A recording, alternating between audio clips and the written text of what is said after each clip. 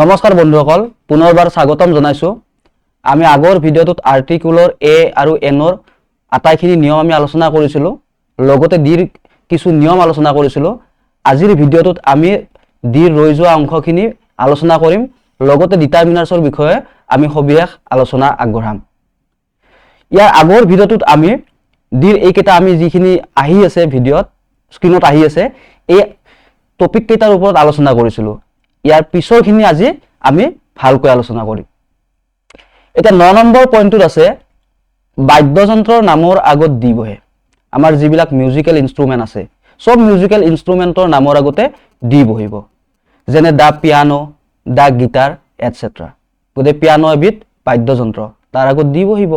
ঠিক তেনেদৰে গিটাৰ এবিধ বাদ্যযন্ত্ৰ, তাৰ আগত দি বহিব। তবলাৰ আগতো দি বহিব, হাৰমনিয়ামৰ আগতো দি বহিব। মুঠতে বাদ্যযন্ত্ৰ হলেই হল, যিকোনো বাদ্যযন্ত্ৰৰ নামৰ আগতে দি বহিব। 10 নম্বৰ পইণ্টত আছে বাতৰি কাকতৰ নামৰ আগত দি বহে। যিমানবিলাক নিউজ পেপাৰ আছে, সব নিউজ পেপাৰৰ নামৰ আগতে দি বহিব। আমাৰ উদাহৰণ হিচাপে ইয়াত দিয়া আছে দা আছাম ট্ৰিবিউন, দা হিন্দু এটচেট্ৰা। আমাৰ প্ৰতিদিনৰ আগতো দি বহিব। মুঠতে বাতৰি কাকত হলেই হল, সেই সকলোবিলাক বাতৰি কাকতৰ নামৰ আগতে দি বহিব। এটা 11 নম্বৰ পইণ্টটো আছে চিত্ৰশিল্প, মিউজিয়াম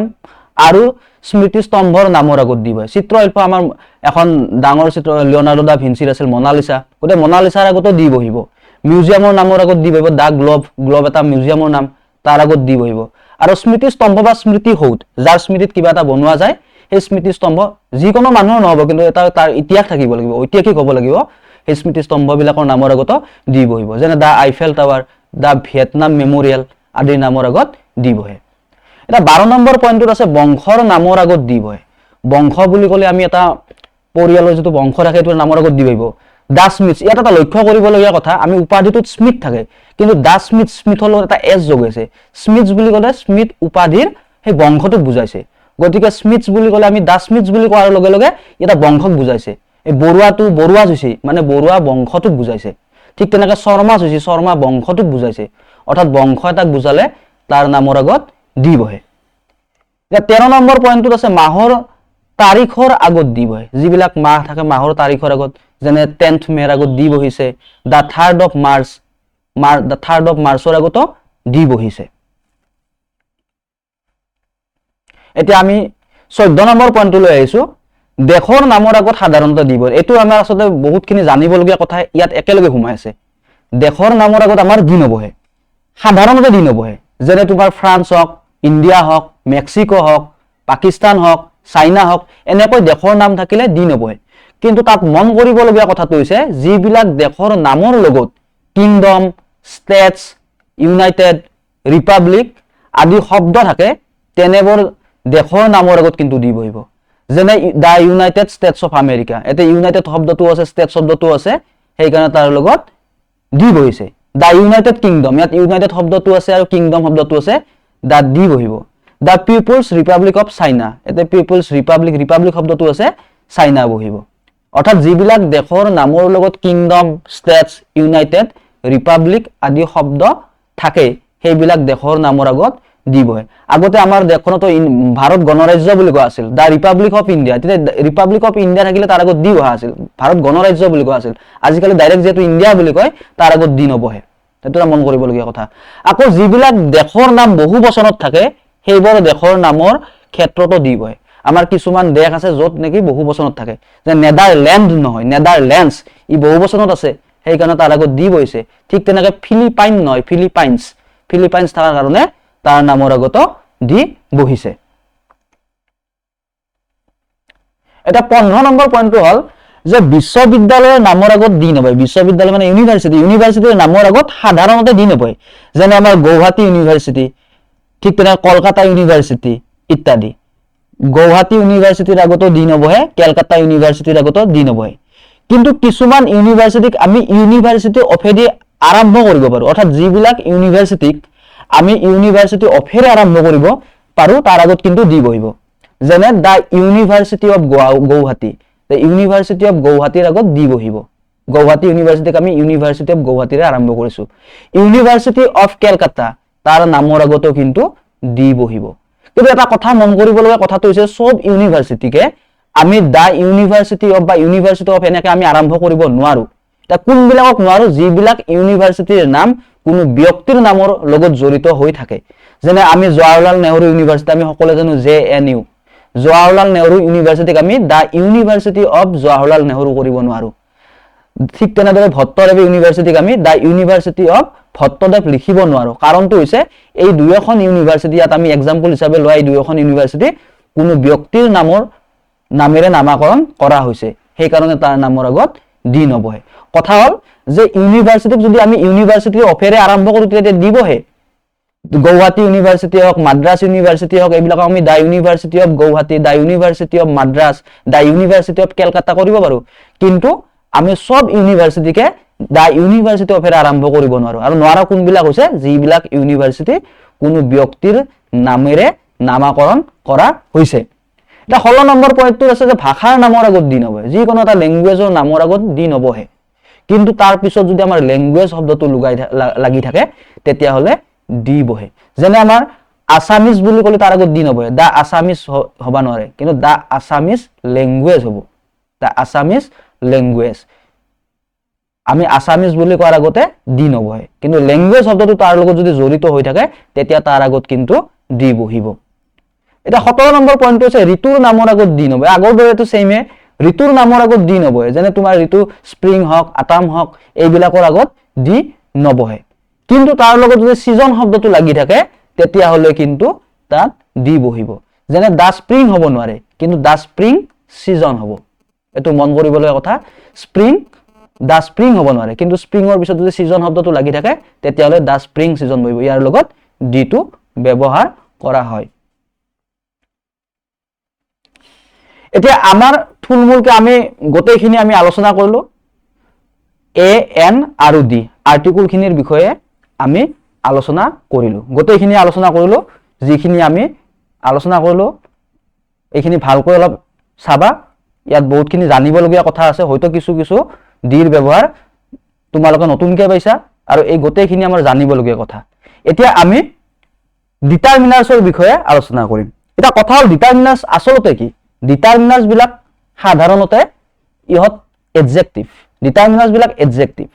কিন্তু ডিটাৰমিনাৰ্ছ আৰু এডজেক্টিভৰ মাজত পাৰ্থক্যটো কি ইয়াত এটা প্ৰশ্ন আহিব পাৰে ডিটাৰমিনাৰ্ছ বিলাক যদি এডজেক্টিভে হয় তে ইয়াক আমি এইকেইটা সাম any mass many few a few the few little a little D little ঠিক তেনেকৈ ইটস আৰু এভৰি এইবিলাকক আমি যে ডিটাৰমিনাৰ্ছ নাম দিলো এডজেক্টিভৰ পৰা আহুম কিয় পৃথক হেতু আমাৰ এটা জানিবলগীয়া কথা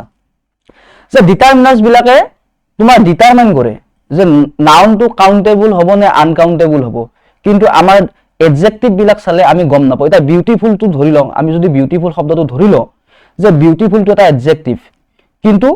বিউটিফুল টু আমাৰ এডজেক্টিভ কিন্তু ইয়াৰ পিছত আমি কাউন্টেবল হ'ব নে আনকাউন্টেবল হ'ব আমি গম নাপাওঁ বিউটিফুলৰ পিছত যদি তোমাৰ গাৰ্ল থাকে হাউস থাকে তেতিয়া আমি গম পাম যে তাৰ পিছত কাউন্টেবল হৈছে কিন্তু কিছুমান বিউটিফুলৰ পিছত শব্দ থাকিলে আমি গম নাপাওঁ বিউটিফুলটো চাই আমি গম নাপাওঁ যে কাউন্টেবল হ'ব নে আনকাউন্টেবল হ'ব কিন্তু আমি এইটো ডিটাৰমিনাৰ্ছৰ পৰা গম পাওঁ সাম এনি তোমাৰ ঠিক তেনেকৈ যদি মাছ থাকে আমাৰ আনকাউন্টেবল হ'ব মেনি থাকিলে কাউন্টেবল হ'ব এইবিলাক গম পাওঁ অৰ্থাৎ ডিটাৰমিনাৰ্ছ বিলাকে ডিটাৰমাইন কৰে কি ডিটাৰমাইন কৰে যে নাউনটো কাউন্টেবল হ'ব নে আনকাউন্টেবল হ'ব অৰ্থাৎ গণিব পৰা বস্তু হ'ব নে গণিব নোৱাৰা বস্তু হ'ব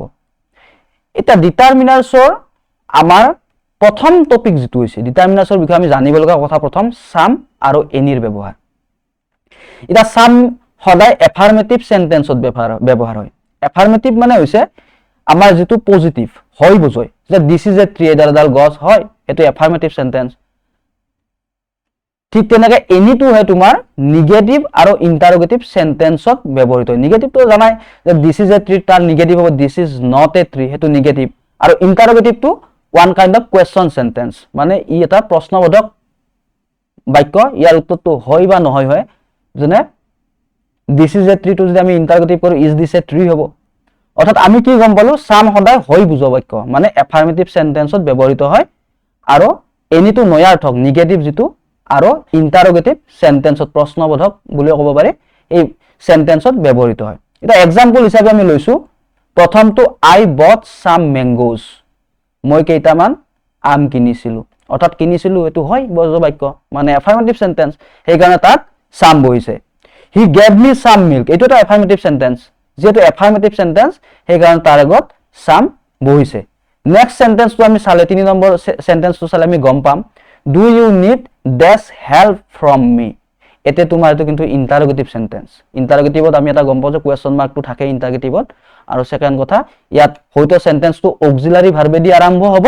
নহলে ডু ডাজ ডিডৰ বিষয়ে ডিডৰে আৰম্ভ হ'ব আমি যেতিয়া নিগেটিভ আৰু ইন্টাৰোগেটিভ সেন্টেন্সৰ বিষয়ে আলোচনা কৰিম ডিটেইলছত আমি তেতিয়া আলোচনা কৰিম এটা ইন্টাৰোগেটিভ বুলি ক'লে এটা কথা মনত ৰাখা উচিত বা মনত ৰাখিবা ইন্টাৰোগেটিভ সেন্টেন্স বিলাক অক্সিলাৰি ভাৰ্ব আমাৰ যে 26টা অক্সিলাৰি 24টা অক্সিলাৰি ভাৰ্ব আছে হেৰে আৰম্ভ হ'ব নাইবা ডু অক্সিলাৰি ডু ডাজ দিতে পাৰে বা do does did main verb থাকিলে ডু ডাজ ডিডৰে আৰম্ভ এটো পিছত আমি আলোচনা কৰিম এটা মনত ৰাখিলে হল অক্সিলাৰি ভাৰ্বেৰে আৰম্ভ হোৱা বাক্যবিলাকে হৈছে ইন্টাৰোগেটিভ সেন্টেন্স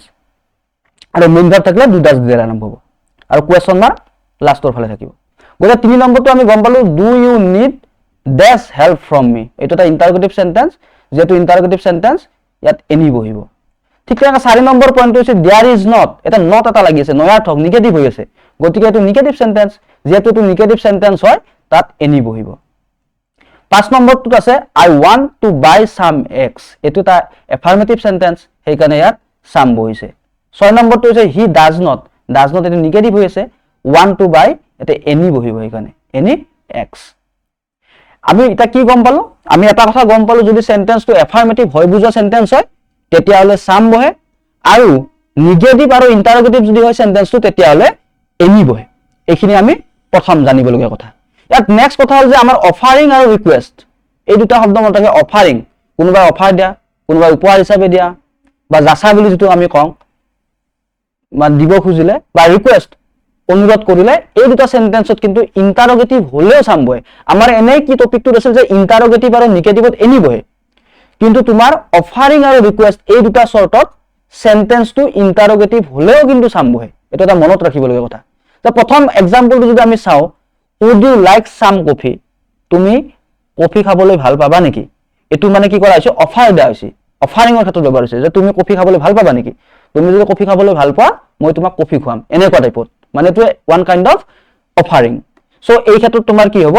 সাম বহিব would you like some coffee আৰু নেক্সট আছে can I have some water please মই অলপমান পানী খাব পাৰোনে এটো কি কৰা আছে প্লিজ তো প্লিজ থাকিলে আমি গমে পাইতো ৰিকুৱেষ্টত বুজাই গৰে যেটো সেন্টেন্সৰ ৰিকুৱেষ্ট বুজাইছে ইয়াত তোমাৰ সাম বহিব আমি কি বুজিলো প্ৰথম আমাৰ যিখিনি মেইন টপিকত আছিল যে এফাৰ্মেটিভ সেন্টেন্সত সাম বহে এনি কোড বহে নিগেটিভ আৰু ইন্টাৰোগেটিভ সেন্টেন্সত কিন্তু অফাৰিং আৰু ৰিকুৱেষ্টৰ ক্ষেত্ৰত ইন্টাৰোগেটিভ হলেও সেন্টেন্সটো ইন্টাৰোগেটিভ হলেও কিন্তু তাৰ ক্ষেত্ৰত সাম বহিব এটা নেক্সট এটা কথা আছে অৰ্থ অনুসৰি এফাৰ্মেটিভ সেন্টেন্সটো কেতিয়াবা এনি বহে আৰু নিগেটিভ আৰু ইন্টাৰোগেটিভ সেন্টেন্সটো সাম বহে আমি এফাৰ্মেটিভ সেন্টেন্সত কি পাইছিলো সাম বহিছে কিন্তু অৰ্থ অনুসৰি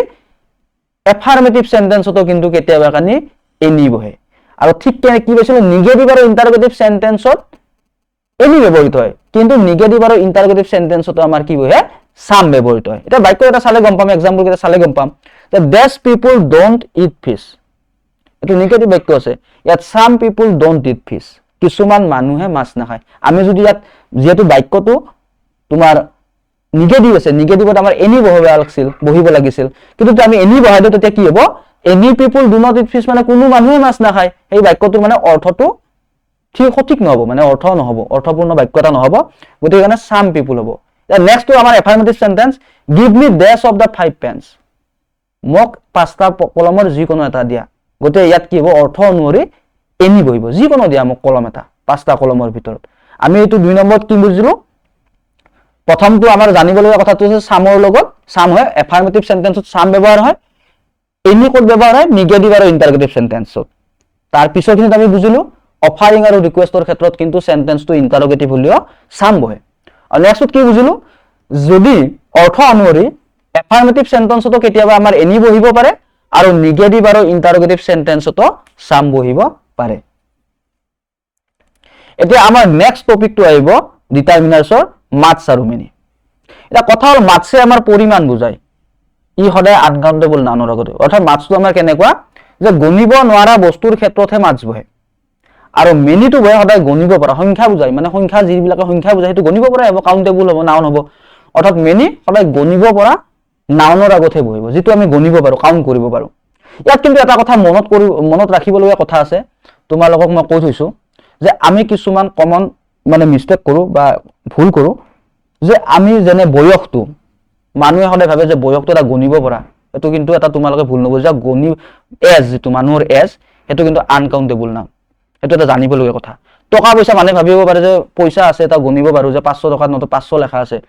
বা তোমাৰ 1000 টাকা নোট 1000 আমি তো গণিব পাৰো এইখন 500 টকা নোট আমি গণিব পাৰিছো ঠিক তেনেকৈ জুলীয়া বস্তু কিছুমানে ভাবে যে গণিব পাৰো যে 1 লিটাৰ মিঠাতেল গণিছো আমি এইবিলাক কিন্তু জুলীয়া বস্তু হক লিকুইড হক বয়স হক আৰু টকা পইচা এটো আমাৰ আনকাউন্টেবল নাম কিয় আনকাউন্টেবল যে বয়সটো তোমাক যদি কোনোবাই খুদে তোমাৰ বয়স কিমান তুমি কলা 30 বছৰ তুমি যদি 32 বছৰ বুলি কও আমি কব গণি দিব নোৱাৰো তোমাৰ দেহটোত যে তোমাৰ এইটো 1 বছৰ এইটো 2 বছৰ এইটো 3 বছৰ দেহটো আমি গণি দিব নোৱাৰো আৰু পইচাটোৰ ক্ষেত্ৰত এনেকুৱা যে 500 টকা লেখা আছে যদি কালি চৰকাৰে যদি এটো 1000 টকা কৰি 1000 হ'ব আমি কেনেকৈ গণিম 500 টকা বুলি ঠিক তেনেকৈ লিকুইড বস্তু আমি টোপাল কৰি গণিব নোৱাৰো মানে ভাবিব পাৰে যে দোকানত তৰজুত তুলি লৈ কৈছো যে 1 লিটাৰ মিঠাতেল 2 লিটাৰ মিঠাতেল তেনেকৈ গণিব পাৰিছিলো অৰ্থাৎ এইবিলাক আমাৰ আনকাউন্টেবল না এটো কমন মিষ্টেকৰ কাৰণে তোমালোক আগতে মই কৈছিলো এটো বহুতৰে ভুল হয় যে বয়স কিছুমানে গণিব পাৰা বুলি কয় মই 60 বছৰ বয়স হৈছে তোমাক ডেটু চাই 60 বছৰ ক'ব নোৱাৰে কায়ো তুমি 70 বছৰ বুলি ক'লে কোনোবাই বিশ্বাস কৰিব না তো বয়স টকা পইচা আৰু লিকুইড বস্তু এটো সদায় আনকাউন্টেবল নাম এটো কমন যেটো আমাৰ ভুল হৈ থাকে সাধাৰণতে এটো তোমালোকে আজি পৰা হে কৰবা যে মানি টকা পইচা সেকেন্ড হৈছে তোমাৰ এজ মানুহৰ বয়স আৰু থাৰ্ড হৈছে যিকোনো লিকুইড বস্তু লিকুইড এইবিলাক আমি কি কৰিব নোৱাৰো গণিব নোৱাৰো ই পৰিমাণ এটা এক্সাম্পললৈকে আহিলে আমি গম পাম দেশ পিপল কেম টু দা মিটিং ইয়াত পিপল আছে পিপল মানে আমি মানুহ তো গণিব পৰা বস্তু 1 লাখ হক 2 লাখ হক কাউন্ট কৰিব পাৰি এইবিলাক গতিকে এটো মেনি বহিব কাৰণ মেনিটো সদায় কাউন্টেবল নাউনৰ আগত বহে এটা 2 number point there is not dash water in the pond পুখুৰীটোত বেছি পানী নাই অৰ্থাৎ মেনিও বেছি বুজায় মাছও বেছি বুজায় পুখুৰীটোত বেছি পানী নাই মানে কি ওয়াটাৰটো আমাৰ অলপ কলো যে জুলীয়া বস্তু আমি সদায় কাউন্ট কৰিব নোৱাৰো ই সদায় আনকাউন্টেবল নাউন আৰু আনকাউন্টেবল নাউন কাৰ আগত বহে আনকাউন্টেবল নাউনৰ আগত কি বহে মাছ বহে কোনে ডেফিনেটলি মাছটো বহিব 3 নম্বৰ পইণ্ট হৈছে there are not dash boys in the class today আজি ক্লাছত বেছি লৰা নাই গতে ইয়াত কি বুজায় ছাত্ৰ নাই মানে ইয়াত কি বুজাইছে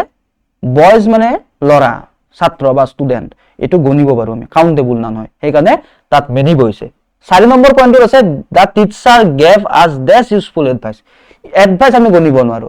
যে এটা উপদেশ দিলাক দুটা উপদেশ দিলাক তিনটা উপদেশ হেতু বস্তুটো আমি এনে হে গণিব পৰা বস্তু নহয় আৰু যেনে আমি মহাভাৰত শ্ৰীকৃষ্ণ 100টা মানে ভুল কৰাৰ লগে মানে ক্ষমা কৰিছিল গণিব পৰা নোৱাৰা বস্তু গিলা আচলতে এটা এডভাইসটো আমি গণিব নোৱাৰো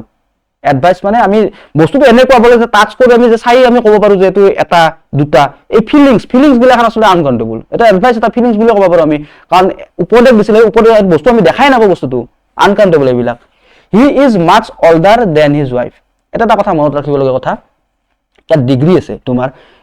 এই olderটো আমি আনকাউন্টেবল নাউন হয় আমি আৰু তাত এটা জানিবলগীয়া কথা আছে এটা কম্পাৰেটিভ ডিগ্ৰীটো আছে old older oldest এটা এডজেক্টিভ আছে old older oldest আৰু ইয়াত কি তোমাৰ যদি ডিগ্ৰী কম্পাৰেটিভ ডিগ্ৰীত থাকে তাৰ আগত কিন্তু এনেই মাছ বহে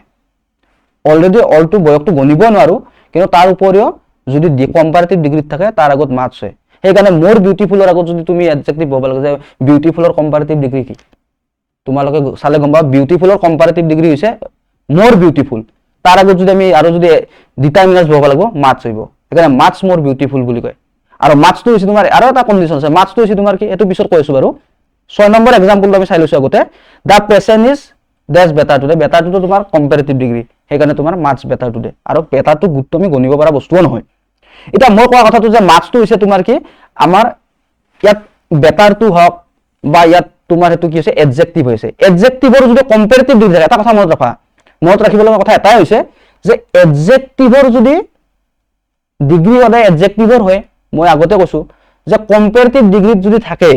কম্পাৰেটিভ ডিগ্ৰীত থাকিব লাগিলে হি এটা এডজেক্টিভে হ'ব লাগিব কম্পাৰেটিভ ডিগ্ৰীত কিন্তু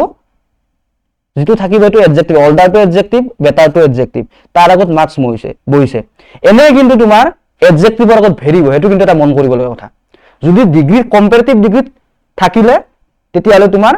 মাৰ্কস বহিব যদি কম্পাৰেটিভ ডিগ্ৰী নাথাকে এনে এটা এডজেক্টিভ থাকে কিন্তু ভেৰি বহে সেইকাৰণে আমি কওঁ দা নেকলেছ ইজ ভেৰি এক্সপেন্সিভ এক্সপেন্সিভৰ আগত কিন্তু ভেৰি বহিব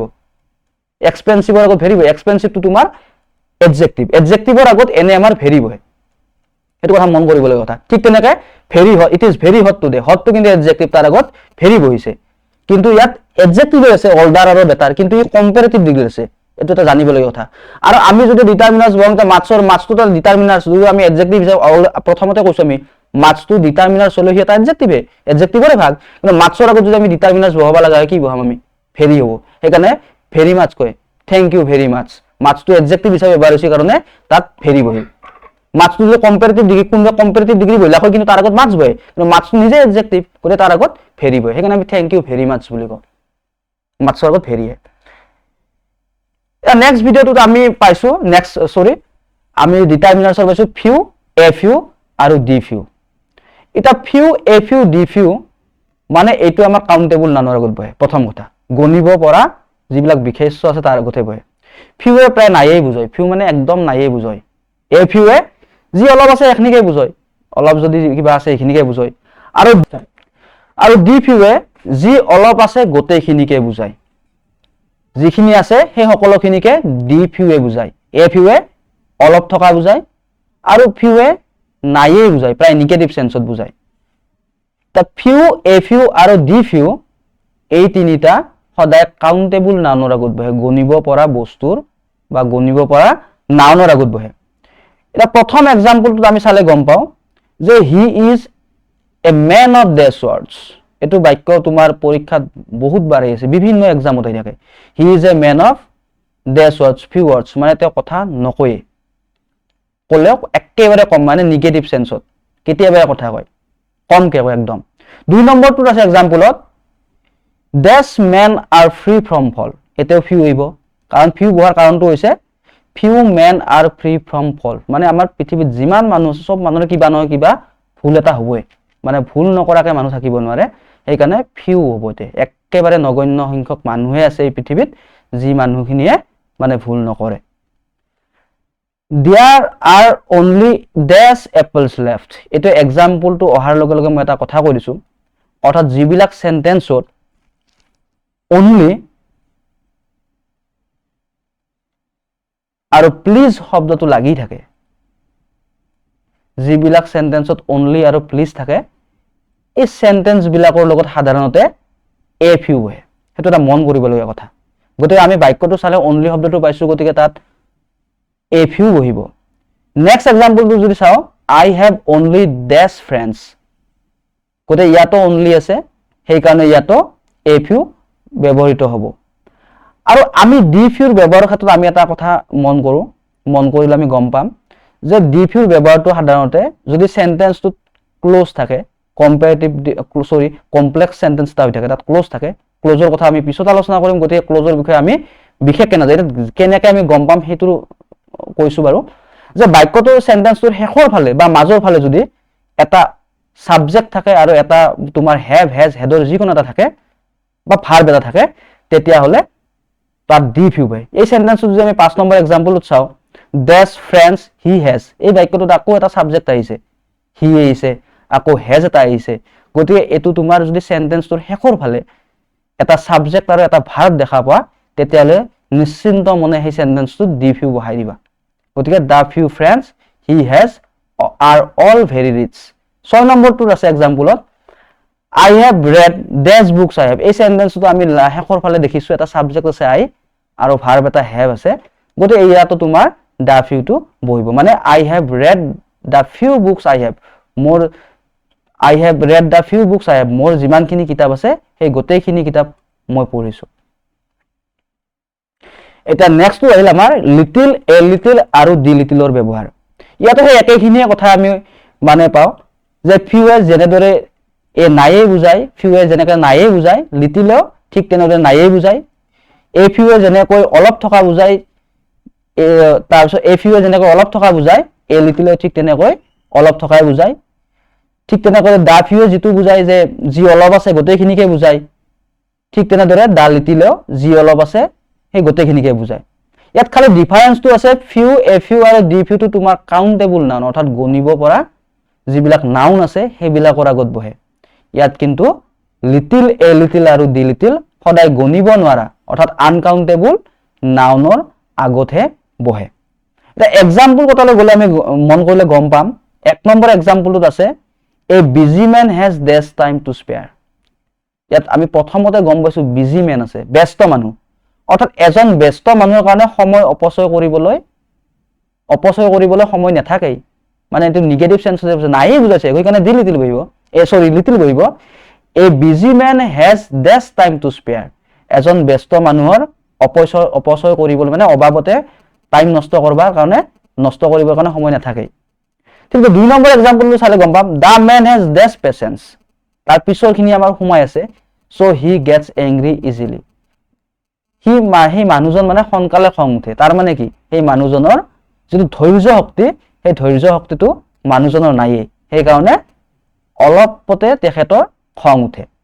এ 3 নম্বৰ এক্সাম্পল চালে আমি গম পাম the girl is very ill ছোৱালীজনীৰ বৰ বেমাৰ হৈছে বেছি বেমাৰ হৈছে বিৰাট বেমাৰ and there is dash hope of recovery গতে তেখেতৰ মানে ছোৱালীজনীৰ আৰোগ্য হোৱাৰ উপায় নাই কিন্তু ইয়াত যদি আমি যদি টেকনিক্যাল কৰি যদি আমি এটা সেন্টেন্সটো বনাই দিও এনেকা থাকিলে যদি the girl is ill but the girl is ill but there is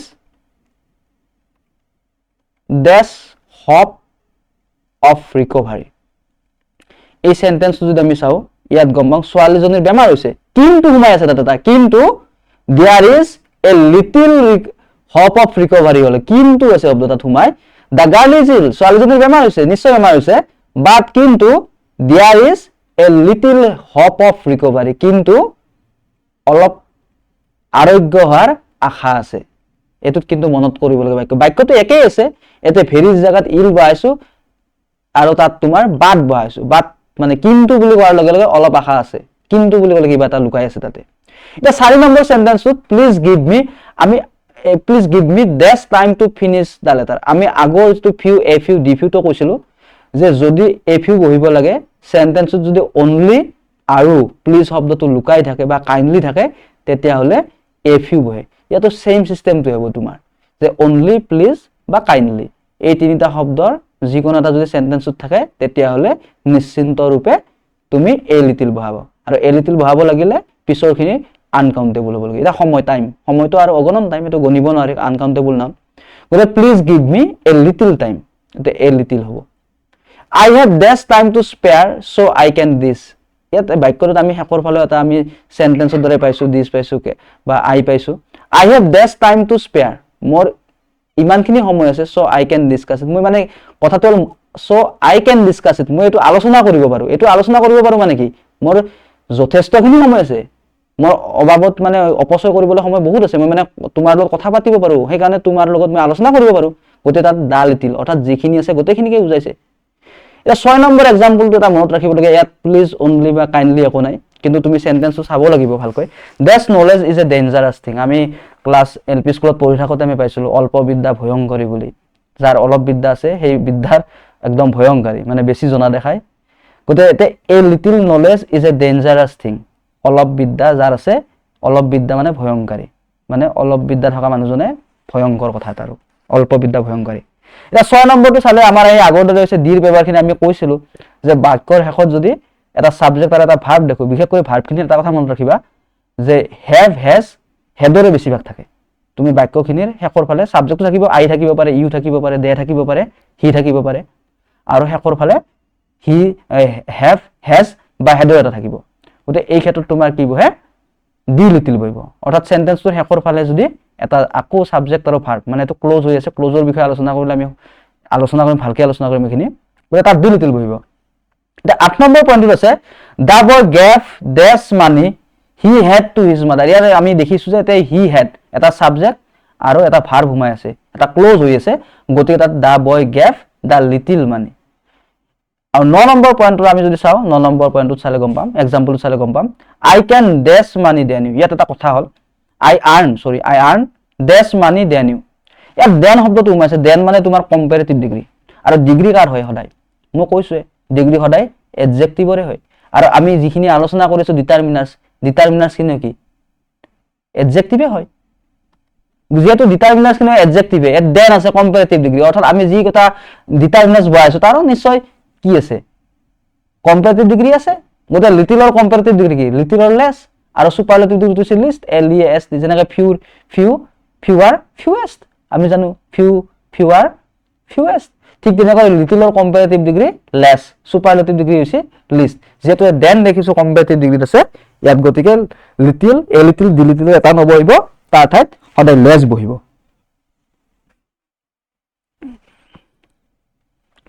এটা আমাৰ যেটো ডিটাৰমিনাৰ্ছৰ শেষৰখিনি আমাৰ শেষৰখিনিলৈকে আইছো ইয়াৰ ইটছ আৰু এভৰিৰ ব্যৱহাৰৰ বিষয়ে আমি জানিবলগীয়া কথা অলপ আছে ইটছে দুটা বা তাতকৈ বেছিৰ মাজৰ প্ৰত্যয়কে বুজায় আৰু এভৰিয়ে বহুতৰ মাজৰ প্ৰত্যয়কে বুজায় ইয়াত আমাৰ কথাটো হল ই কিন্তু সদায় কাউন্টেবল নাউনৰ আগত বহে এটো জানিবলগীয়া কথা আনকাউন্টেবল নাউনৰ আগত ইটছ আৰু এভৰি নবহে কাউন্টেবল এটা কথা আমি আৰু জানিব লগা কথা আছে ইয়াত যে ইটছৰ পাছত যেটো নাউন থাকিব ইটছৰ পাছত নাউনটো সদায় কিন্তু সিঙ্গুলাৰ নাম্বাৰ হৈ থাকে যেনে ইটস বয়জ হবা নৰে ইটস বয় হ'ব ইটস গাৰ্ল হ'ব ইটস গাৰ্লস নহয় ইটস গাৰ্লস হ'ব নোৱাৰে এটো মনত ৰাখিব লাগে এটা সিঙ্গুলাৰ থাকে সিঙ্গুলাৰ হৈ থাকে ঠিক তেনেকৈ যদি আৰু কিন্তু ইটস শব্দ বা এভৰি শব্দ থাকিলে কিন্তু তাত তোমাৰ কিন্তু প্লুৰাল থাকিব যে ইটস গাৰ্ল ইটস শব্দ গাৰ্লস হ'ব এভৰিওয়ান বা এভৰি বয় হলি এভৰিটো বাৰু নাহে দে ইটছৰ আহিব এটো ইটছ অফ দা গাৰ্লছ হল ঠিক তেনেকৈ তোমাৰ ইটছ অফ দা বয়জ হ'ব মানে ইটছ অফ দা থাকাৰ পিছত যেটো নাউন থাকিব সেই নাউনটো সদায় প্লুৰেল ফৰ্মত থাকে প্লুৰেল নাম্বাৰত থাকে এটা এক্সাম্পল কথাত আমি গলে গম পাম each boy of the groups was given a prize মানে ইয়াত ইটছ বয়ছে এটা কথা মনত ৰাখিবা যে আমাৰ যিখিনি আমি সাধাৰণতে ইটছ কোড বহে যদি বয় থাকে গাৰ্ল থাকে বা স্টুডেন্ট থাকে বা তোমাৰ ক্যান্ডিডেট থাকে এইবিলাক আমাৰ সাধাৰণতে কাউন্টেবল মানে আমি গণিব পাৰো দুটা বা তাতকৈ বেছিৰ মাজত মানে তোমাৰ ধৰিলে যেটো আমি এখন মঞ্চত গলো বা এখন ষ্টেজত গলো বা এখন সভা সমিতিত গলো সেইখিনি আমাৰ দুটা বা তাতকৈ বেছিৰ মাজত বুজায় তো তাতছে বহুত গুণে বেছি মানে যেটো আমি আৰু কল্পনা কৰিব নোৱাৰো তাৰ ক্ষেত্ৰতে এভৰি বয় এটো কথা মনত ৰাখিব লগা যে বয় থাকিলে গাৰ্ল থাকিলে স্টুডেন্ট থাকিলে এইবিলাক কিন্তু আমাৰ মানে কাউন্টেবল বা ক্যান্ডিডেট থাকিলে এইবিলাক সদায় আমাৰ কিন্তু তোমাৰ ইটছ বহে এখানে এটা বয় লৰা কথা কৈছে each boy of the groups was given a prize মানে each boy of the groups group বিলাকৰ প্ৰত্যেকটো লৰাকে দলৰ মানে প্ৰত্যেকটো লৰাকে দল বিলাকৰ প্ৰত্যেকটো লৰাকে এটাকৈ প্ৰাইজ দিয়া হৈছে আৰু দল বুলি ক'লে আমি দলটো আমি সাধাৰণতে দুটা বা তাতকৈ বেছি মাজত দল মানে কি হল দুটা বা 100টা 150 200 300 400 500 বা লাখৰ লগি হ'ব পাৰে তাক আমি গণিব পাৰো মানে সাধাৰণতে দুটা বা তাতকৈ মাজতে বুজায় তাৰ কিন্তু ওপৰখিনি আমি গণিব নোৱাৰো মই কলোৱে বয় হওক গাৰ্ল হওক স্টুডেন্ট হওক গ্ৰুপ হওক এইবিলাক আমি আসলতে ইটছ বয় তাৰ ওপৰখিনি কিন্তু আমাৰ এভৰি বয় বা ক্যান্ডিডেট হওক এটা the two boys played well এটা দুজন লৰা কথা কোৱা হৈছে তে the two boys played well লৰা দুজনে ভাল খেলিছে বা ভাল খেলিছিল so it should get a prize each বহিব কাৰণ দুজন লৰাৰে কথা কৈছে ইয়াত বহিব dash of the girls of class 10 was given a prize each of the girls of এটা each হ'ব কাৰণ কি হৈছে গাৰ্লছ আছে তোমাৰ যে ক্লাছ 10 ৰ ছোৱালী বিলাক প্ৰত্যেকজনী ছোৱালীক এটা পুৰস্কাৰ দিয়ে আছে আমাৰ দুটা বা তাতকৈ মাজতে বুজায় 100 200 300 400 এই ভিতৰত বুজায় সেইকাৰণে বহিল এটা 4 নম্বৰ एग्जांपल আমি চাওঁ নো ম্যান ইজ ইমৰ্টেল কোনো মানুহ অমৰ নহয় গতে এটা নো ম্যান ইজ ইমৰ্টেল কোনো মানুহ অমৰ নহয় মানে পৃথিৱীত আজিলৈকে যিমান মানুহ এতিয়া পৃথিৱীত যিমান মানুহ আছে বা ইয়াৰ আগতে যিমান মানুহ আছিল সব মানুহৰ কথা কৈছে পৃথিৱীৰ সৃষ্টিৰ পৰা এতিয়ালৈকে বা ভৱিষ্যতলৈকে যিমানখিনি মানুহ আহিব যাব এই গোটেইখিনি মানুহৰ কথা কোৱা আছে গতিকে নো ম্যান ইজ ইমৰ্টেল কোনো মানুহে অমৰ নহয় কিন্তু এভৰিওয়ান মাস্ট যে প্ৰত্যেকজন মানুহে মৰিব গতিকে এভৰি বহিব she has this reason to be happy she has every reason to be happy মানে ছোৱালীজনীৰ সুখী হোৱাৰ প্ৰতিটো কাৰণ আছে এটা সুখী হোৱাৰ কাৰণ আমি কোনেও ক'ব নোৱাৰো কোনোবাই হয়তো খেলি ভাল পায় কোনোবাই নাচি ভাল পায় কোনোবাই গান গাই ভাল পায় কোনোবাই অকলে থাকি ভাল পায় কোনোবাই আকৌ মানুহৰ মাজত থাকি ভাল পায় কোনোবাই ফুৰি ভাল পায় কোনোবাই কিবা কাম মানে মানুহ কিবাৰ বিভিন্ন কাৰণ থাকে এটা প্ৰত্যেকটো কাৰণটো মানে ইয়াতে তোমাৰ গণিব নোৱাৰো আমি সতে she has every reason to be happy এটা ফিলিংস এটা গতিকে ইয়াৰ কাৰ ফিলিংসত কি কোনে কত সুখী হয় আমি এটো গণিব নোৱাৰো আসলতে মানে বহুত কাৰণ থাকে তাত তো ধন্যবাদ বন্ধুসকল আমি ডিটাৰমিনাৰ্ছৰ বিষয়ে প্ৰথম ভিডিওটোত আমি এ এন আৰু ডিৰ বিষয়ে আলোচনা কৰিছিলো ডিৰ কেইটামান আমি एग्जांपल বা টপিক আলোচনা কৰিছিলো আজি আমি ডিৰ ৰৈ যোৱাখিনিৰ পৰা ডিটাৰমিনাৰ্ছৰ গোটেইখিনি আমি আলোচনা কৰিলোঁ। তোমালোকে নিশ্চয় ভাল পাইছা ভিডিঅ'টো চাই। Thank U.